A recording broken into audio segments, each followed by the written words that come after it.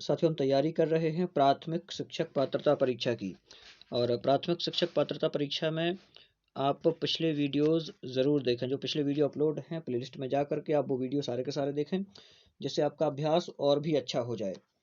और आप लोग टेलीग्राम ग्रुप सुविज्ञा पर जा करके कुछ जो PDF डली हुई हैं वर्ग 3 के लिए या प्राथमिक शिक्षक पात्रता परीक्षा के लिए, वो आप वहाँ से डाउनलोड कर सकते हैं।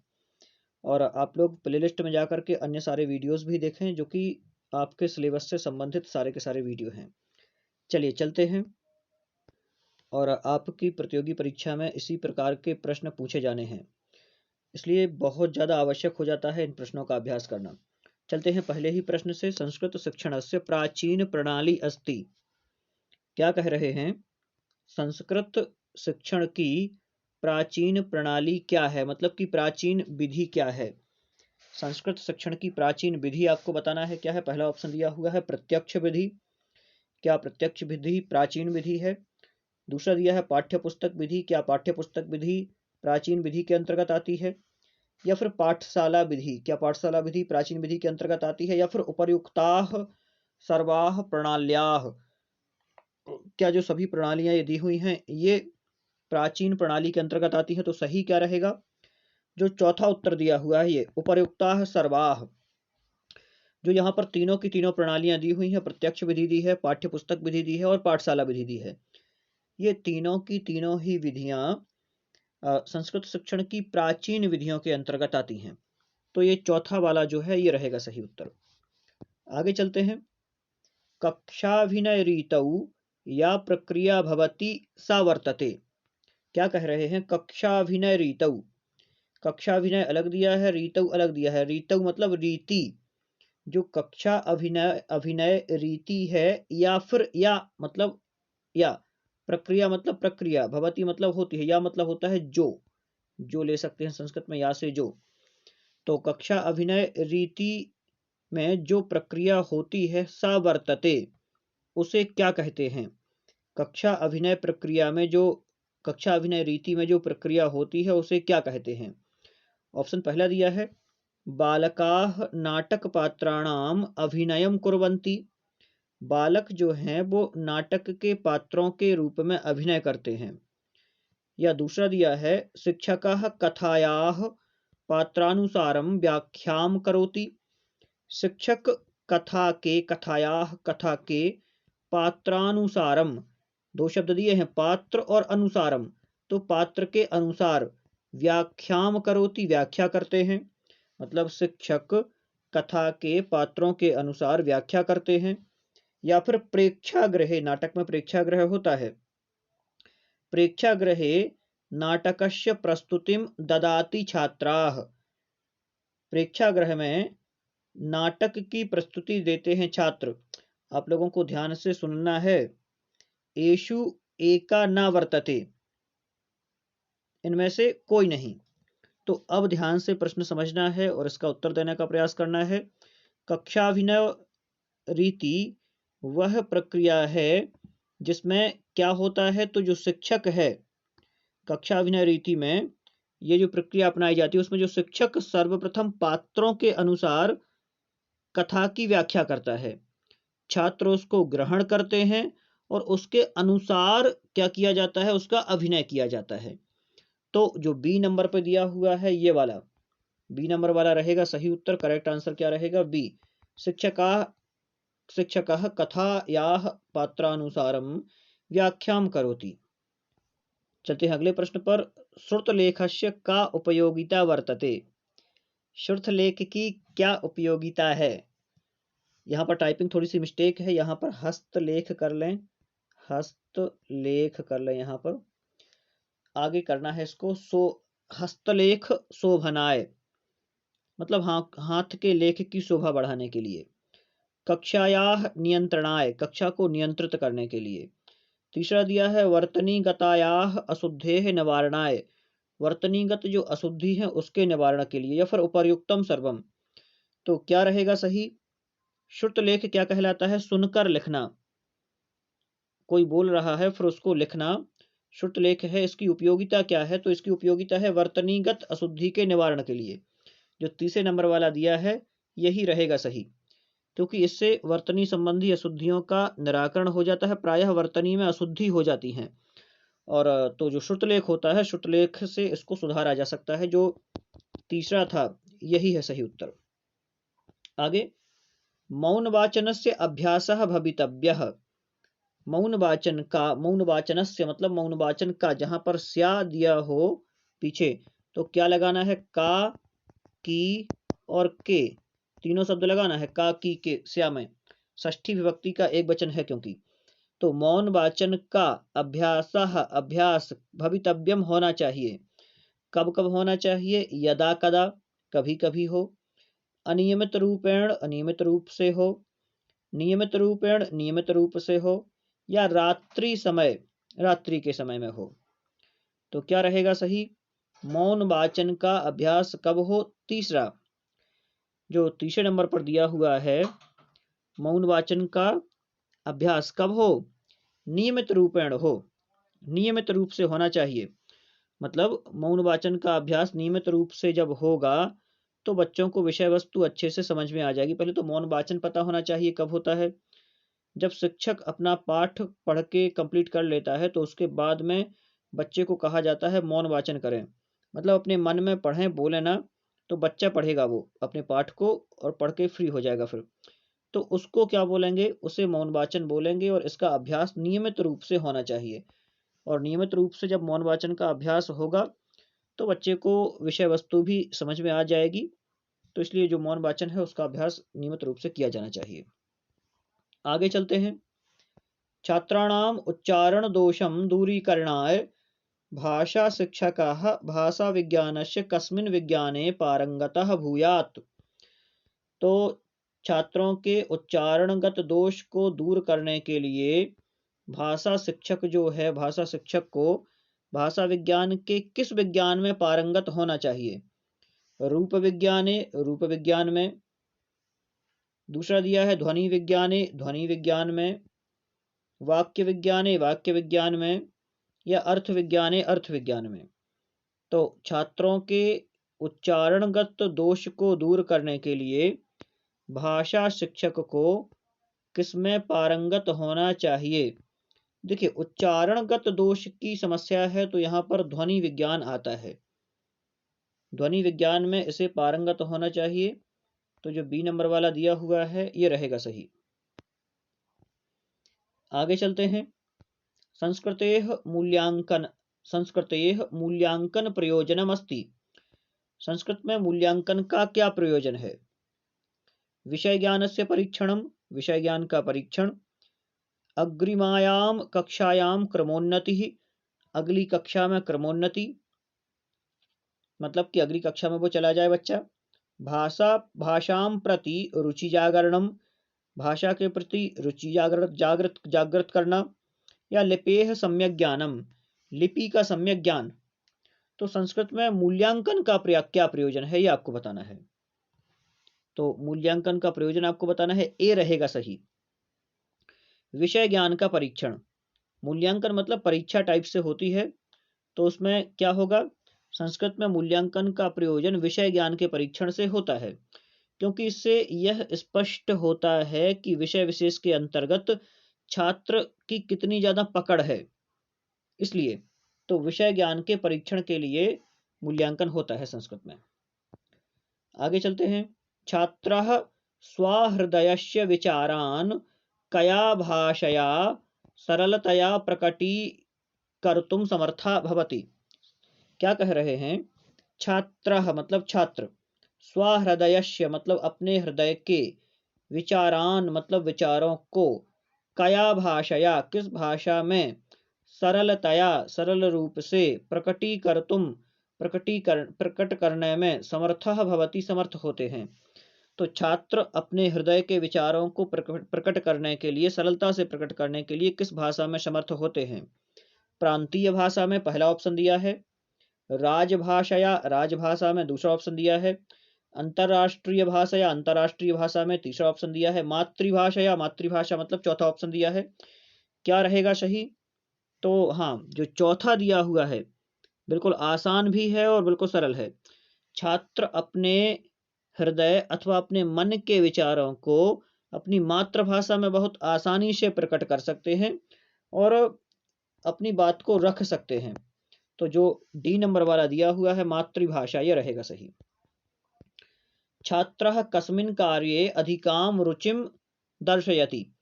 छात्र सर्वाधिक रुचि किस कार्य में दिखाते हैं? ऑप्शन पहला दिया है लेखन कार्य, लेखन कार्य में, पठने पठन कार्य में, चित्रेषु राग भरणे चित्रों में रंग भरने में, या उपर्युक्तेषु त्रिषु एव उपर्युक्त तीनों में। तो छात्रों के बारे में पूछा है यहाँ पर, जो छात्र होते हैं उन्हें किस में ज़्यादा अच्छा लगता है। ऑप्शन अलग अलग दिए हुए हैं, आप लोगों को सभी ऑप्शन देख के बताना है। तो कई प्रकार के छात्र होते हैं जिन्हें लेखन में रुचि होती है, कई प्रकार के छात्र ऐसे होते हैं जिन्हें पढ़ने में रुचि होती है, और कई छात्र ऐसे होते हैं जिन्हें चित्र भरणे मतलब कि चित्रों में, चित्रेषु राग भरणे चित्रों में रंग भरने में भी उन्हें अच्छा लगता है। तो जो चौथा दिया हुआ है उपर्युक्तेषु त्रिषु मतलब कि जो तीनों ऑप्शन दिए हुए हैं, तीनों के तीनों ऑप्शन रहेंगे सही। तो जो ये दिया हुआ है ये रहेगा सही। आगे चलते हैं। प्राचीन काले गुरुः स्वशिष्यान् केन विधिना शिक्षयति स्म। प्राचीन काल में जो गुरु थे वो शिष्य को कौन सी विधि में शिक्षित करते थे? बिल्कुल आसान प्रश्न है। कौन सी विधि में शिक्षा प्रदान करते थे गुरु प्राचीन काल में, ये आपको बताना है। क्या रहेगा सही उत्तर? सोच करके, बहुत आसान भी है और इस प्रकार के प्रश्न आपसे पूछे जाने हैं, यह भी आपको याद रखना है। ऑप्शन पहला दिया है आगमन विधि, आगमन विधि ना आगमन विधि, व्याख्यान विधि ना व्याख्यान विधि, अनुसंधान विधि ना अनुसंधान विधि, या फिर चौथे नंबर पर दिया हुआ है और अंतिम है ये प्रयोगशाला विधि, प्रयोगशाला विधि। तो बताना है वो कौन सी विधि है जिस विधि में गुरु शिष्य को शिक्षित करता था प्राचीन काल में। सही क्या रहेगा? व्याख्यान विधि, जो डी नंबर पर दिया हुआ है व्याख्यान विधि, ये रहेगा सही उत्तर। प्राचीन काल में गुरु शिष्य को व्याख्या की विधि से शिक्षा प्रदान करता था। छात्र सुनकर उसे ग्रहण करते थे, क्योंकि पहले श्रुति परंपरा थी और बाद में लेखन परंपरा की शुरुआत हुई। तो जो व्याख्यान विधि दिया हुआ है व्याख्यान विधि रहेगा इसका सही उत्तर। प्राचीन काल के हिसाब से पूछा है यहाँ पर, तो यही रहेगा सही, बी वाला। आगे दिया है श्रेष्ठ मूल्यांकनस्य गुणः अस्ति। श्रेष्ठ मूल्यांकन का गुण है, क्या है श्रेष्ठ मूल्यांकन का गुण? वस्तुनिष्ठता, विश्वसनीयता, वैधता, या उपर्युक्ताः सर्वाः। तो जो श्रेष्ठ मूल्यांकन होता है उसके ये गुण होते हैं कि वस्तुनिष्ठता हो, विश्वसनीयता हो और वैधता हो। तो ये सभी के सभी गुण मूल्यांकन के अंतर्गत पाए जाते हैं। तो जो डी रहेगा ये रहेगा चौथे नंबर वाला रहेगा सही उत्तर इसका। आगे चलते हैं अगले प्रश्न पर। शिक्षिका स्वकक्षायाः बालान् युगलेषु विभजति, तान् युगलान् स्वस्वपुस्तिकानां विनिमयं कृत्वा निर्देशानुसारं संशोधनं कर्तुं सूचयति, एवं सा किं कर्तुम् इच्छति? देखिए, सबसे पहले तो हमें प्रश्न को समझना है। प्रश्न यदि अपन को समझ में आता है तो उत्तर आसानी से समझ में आ जाएगा। क्या कह रहे हैं कि कोई शिक्षिका है, वो शिक्षिका अपनी कक्षा के बच्चों को, जो बालान शब्द दिया है, बालान मतलब होता है बच्चे, युगलेशु, युगलेशु मतलब युगलों में, जोड़ों में, विभजति मतलब विभाजित करना, तान मतलब उन, युगलान मतलब जोड़ों को, स्व पुस्तिका नाम, स्व मतलब होता है अपनी, तो अपनी अपनी दो बार दिया है तो अपनी अपनी पुस्तिकाओं को, विनिमय, विनिमय मतलब कि बांटना, तो विनिमय कृत्वा निर्देशानुसारम, निर्देश के अनुसार, कृत्वा मतलब करके, संशोधनम, संशोधनम मतलब संशोधन, कर्तुम मतलब करने के लिए, सूचयति मतलब कहती है, एवं इस प्रकार से, सा मतलब वह, स्त्रीलिंग में है ना इसलिए सा, और अगर पुल्लिंग में होता तो क्या होता? साह। तो क्या कह रहे हैं? सा किम कर्तुम इच्छति, वह क्या करना चाहती है। पहला ऑप्शन दिया है समकक्षीय मूल्यांकनम, समकक्षीय मूल्यांकन, सामूहिक मूल्यांकनम, सामूहिक मूल्यांकन, संशोधनम दिया हुआ है तीसरे नंबर पर, और अंतिम दिया हुआ है चौथे नंबर पर स्वयं मूल्यांकनम, स्वयं मूल्यांकन करना चाहती है। बताना है आप लोगों को क्या रहेगा इसका सही उत्तर, सोच करके उत्तर देना है और प्रश्न समझ लेना है बस, तो आपसे उत्तर बन जाएगा। क्या कहा? कोई अध्यापिका या शिक्षिका अपनी कक्षा के बालकों को जोड़ों में विभाजित करती है और उन बालकों को स्वयं उन्हीं की पुस्तक को दे करके जो शिक्षिका है अपने निर्देश के अनुसार उन छात्रों को त्रुटि संशोधन के लिए सूचित करती है या कहती है। तो वह इस प्रकार क्या करना चाह रही है, ये कार्य क्या है? ये एक समकक्षीय मूल्यांकन कहलाता है। क्या कहलाता है? समकक्षीय मूल्यांकन। जो पहले नंबर पर दिया हुआ है समकक्षीय मूल्यांकन, ये रहेगा सही। आगे चलते हैं। पठन समये अधस्तनेषु कस्य महत्वम सर्वाधिकम। पढ़ते समय नीचे दिए गए में अधस्तनेषु, अधस्तनेषु नीचे दिए गए में कस्य महत्वम सर्वाधिकम, नीचे दिए गए में पढ़ते समय में नीचे दिए गए जो वाक्य दिए हैं किसका सर्वाधिक महत्व है पढ़ते समय? उच्च स्वरेण पठनम, उच्च स्वरेण पठनम मतलब जोर से पढ़ना। पाठस्य अर्थस्य अवगमनम, पाठ के अर्थ को समझ करके पढ़ना। दूसरा, पाठस्य प्रत्येके शब्दस्य पठनम, पाठ के प्रत्येक शब्द को पढ़ना। तीसरा, या धारा प्रवाहेण पठनम, धारा प्रवाह में पढ़ना। क्या रहेगा सही उत्तर? पठन समय नीचे दिए गए में क्या सबसे ज्यादा महत्वपूर्ण है? तो जो ध्यान से आप लोगों को सोच समझ करके उत्तर देना है, बी रहेगा इसका सही उत्तर। ये जो दिया हुआ है दूसरे नंबर पर, पाठस्य अर्थस्य अवगमनम, और यह वैज्ञानिकों द्वारा भी सिद्ध किया जा चुका है कि पठन प्रणाली में अर्थात पढ़ते और पढ़ाते, ये कह सकते हैं पढ़ते और पढ़ाने के समय मूल रूप से पढ़ते समय पाठ के अर्थ को करना सर्वाधिक महत्वपूर्ण है।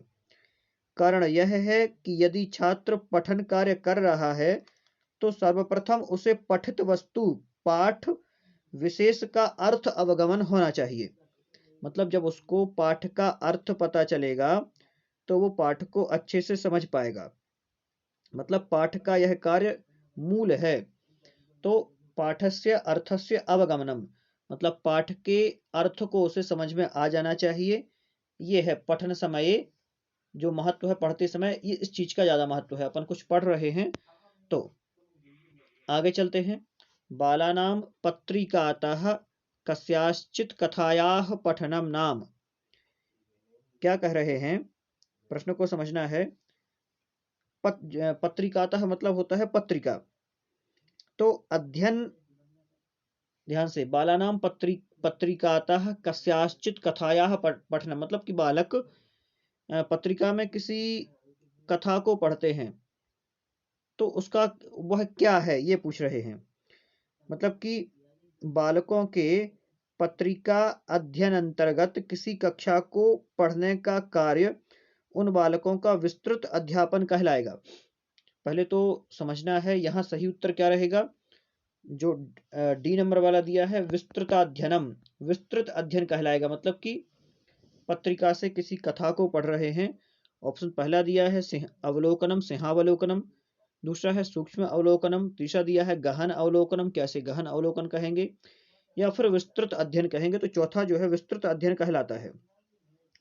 मतलब कि प्रश्न से स्पष्ट है कि छात्र के द्वारा किसी भी पत्रिका का संदर्भ या कहानी पाठ पढ़ा जाता है तब उसका यह कार्य विस्तृत अध्ययन कहलाएगा। मतलब कि बालक है कोई, वो किसी कहानी को पत्रिका में पढ़ रहा है, किसी पत्र पत्रिका में पढ़ रहा है विस्तृत रूप से, तो वो यही कहलाएगा, गहन अध्ययन नहीं कहलाएगा, विस्तृत अध्ययन कहलाएगा वो।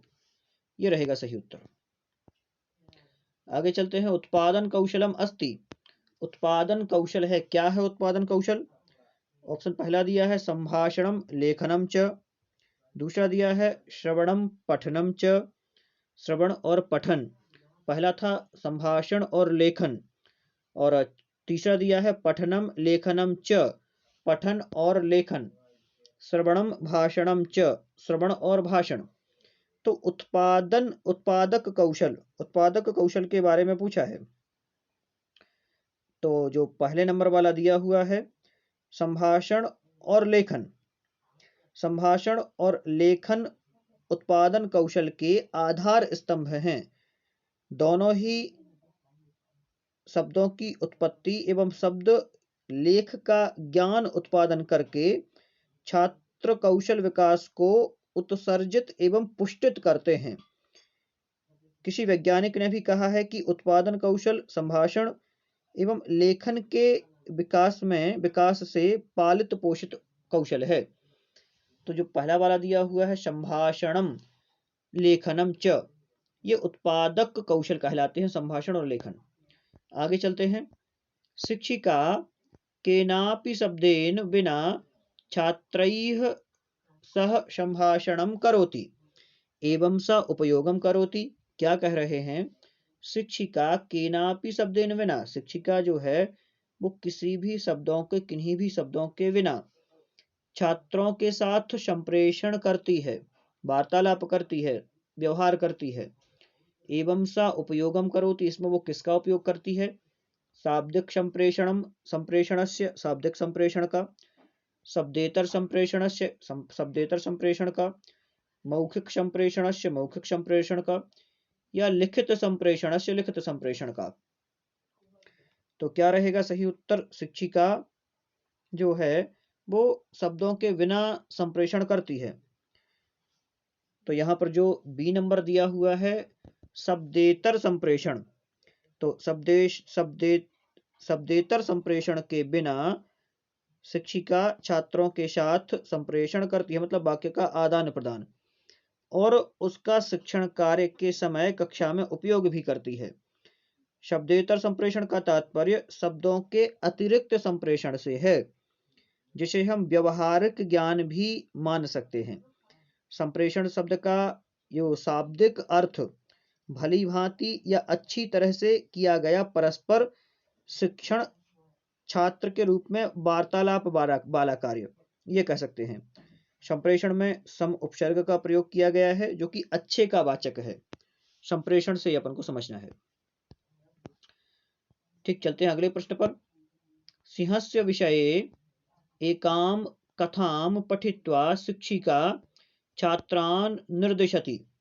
भवान् स्वयं अरण्ये सिंहः अस्ति इति मनसि विचार्य कथां श्रावयतु इति। एवं सा किं विकसितुं प्रयत्नं करोति। क्या कह रहे हैं कि कोई शिक्षिका है और वो शिक्षिका शेर के विषय में कहानी बता रही है और निर्देशित करती है कि आप स्वयं अरण्य मतलब जंगल में सिंह हो, इस प्रकार मन में विचार करके कथा को सुनो। तो वह इस प्रकार से क्या करने का सोच रही है? तो प्रश्न में यह दिया हुआ है कि एक कथा को पढ़कर शिक्षिका छात्रों को निर्देश देती है कि यदि आप स्वयं जंगल में शेर हैं तो मन में विचार करके कथा को सुनो। इस प्रकार का शिक्षिका का जो प्रयास है वो निश्चित रूप से छात्रों की सृजनात्मक चिंतन क्षमता का विकास करना है। तो सही क्या रहेगा? सृजनात्मक चिंतन क्षमता जो पहले नंबर पर दिया हुआ है ये रहेगा इसका सही उत्तर।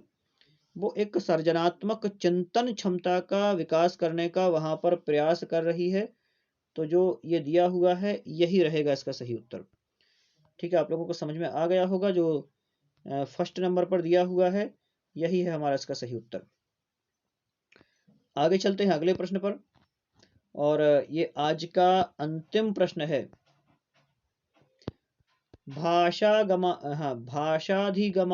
ध्यान से, भाषाधिगमाधिग्रहणयोः मध्ये कः भेदः। देखिए थोड़ा सा कठिन भले लग रहा होगा लेकिन बिल्कुल आसान है। ये दो शब्द दिए हैं, एक तो अधिगम, क्या दिया है? एक शब्द दिया है अधिगम और दूसरा दिया है अधिग्रहण।